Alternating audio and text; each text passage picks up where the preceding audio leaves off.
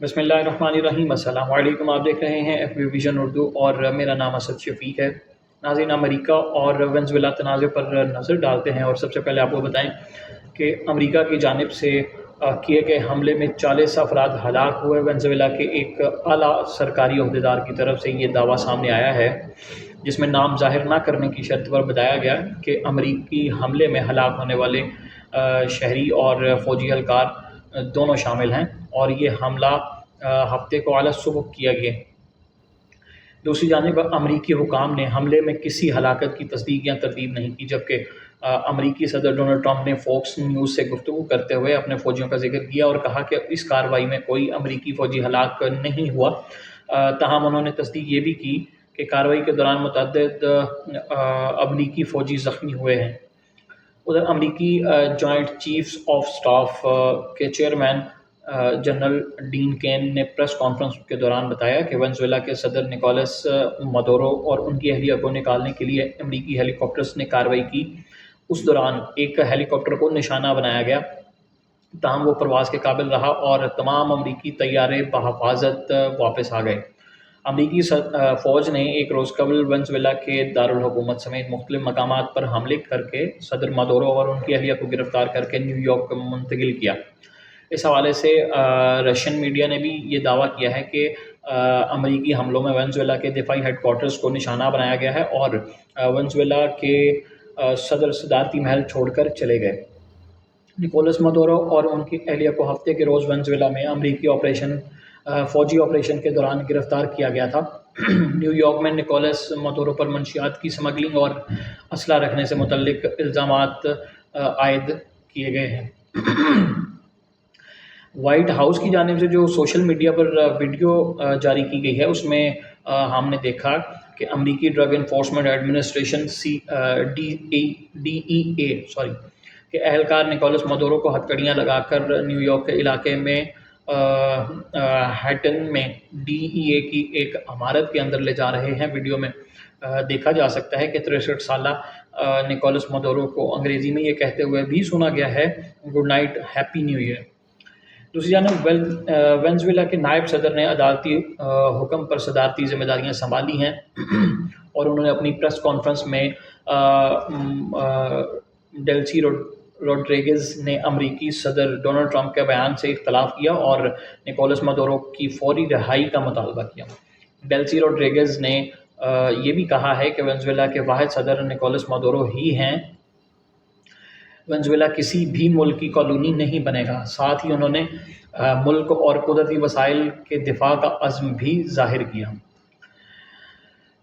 Venezuela के सदर को आज मैनहट्टन की वफाकी अदालत में पेश किया जाएगा। अमरीकी मीडिया के मुताबिक वेनेज़ुएला के सदर निकोलस मदोरो पर मंशियात और दहशतगर्दी के इल्ज़ामात के तहत मुकदमा चलेगा। वेनेज़ुएला के सदर को इतवार के रोज़ अमरीका लाने के बाद न्यूयॉर्क की एक जेल में मुंतकिल किया गया और निकोलस मदोरो और उनकी अहलिया को हफ्ते के रोज़ वेनेज़ुएला में अमरीकी फ़ौजी ऑपरेशन के दौरान गिरफ़्तार किया गया था।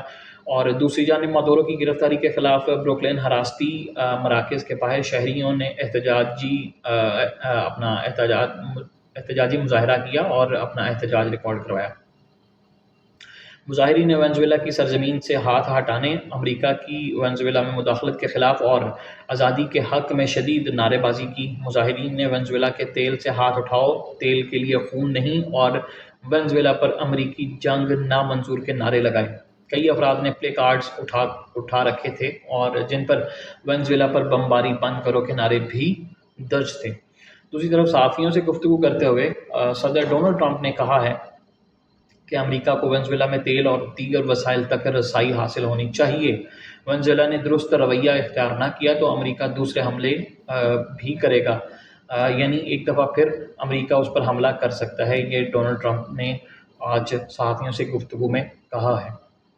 अमरीकी सदर ने वेनेज़ुएला में इक़्तिदार संभालने वाले नायब सदर डेल्सी रोड्रिगेज़ और ख़ित्ते के दीगर मुल्कों को भी धमकियाँ दी और कहा कि डेल्सी रोड्रिगेज़ ने दुरुस्त काम नहीं किया तो मदोरो से भी ज़्यादा भारी कीमत चुकाना पड़ेगी।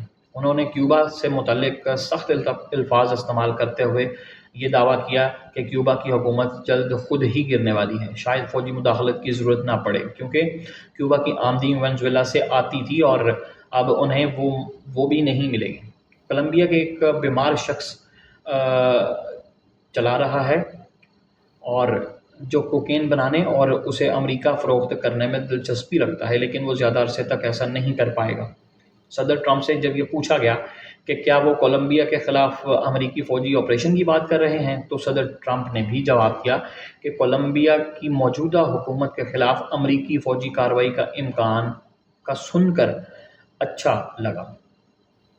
امریکی صدر نے صحافیوں سے گفتگو کے دوران میکسیکو کو بھی خبردار کیا کہ میکسیکو نے اپنا نظام درست نہ کیا تو امریکہ کو کچھ نہ کچھ ضرور کرنا ہوگا۔ وینزویلا میں ایک امریکی کارروائی کے بعد عالمی سطح پر شدید رد عمل سامنے آ رہا ہے اور اسی ضمن میں سلامتی کونسل کے اجلاس میں معاملے پر بحث متوقع ہے۔ ادھر عالمی میڈیا کی رپورٹس میں بتایا گیا ہے کہ امریکی حملوں کے بعد وینزویلا کی تیل برآمدات مکمل طور پر مفلوج ہو چکی ہیں۔ غیر ملکی خبر رساں ادارے بھی یہی کہہ رہے ہیں کہ امریکی صدر ڈونلڈ ٹرمپ پہلے ہی اعلان کر چکے ہیں کہ اقتدار کی منتقلی تک امریکہ وینزویلا کے معاملات تو خود چلائے گا، اور جبکہ امریکی صدر کا کہنا ہے کہ وینزویلا کے تیل کے ذخائر کو اپنی تحویل میں لیا جائے گا اور امریکی تیل کمپنیاں وینزویلا چلائیں گی۔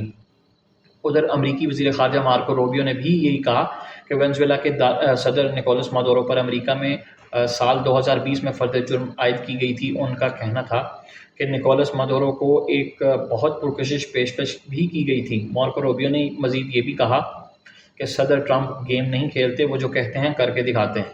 دوسری جانب چیئرمین امریکی joint chiefs of staff general Dan Caine نے انکشاف کیا ہے کہ وینزویلا میں کیے گئے امریکی فوجی آپریشن میں 150 سے زائد بمبار فائٹر اور طیاروں نے حصہ لیا۔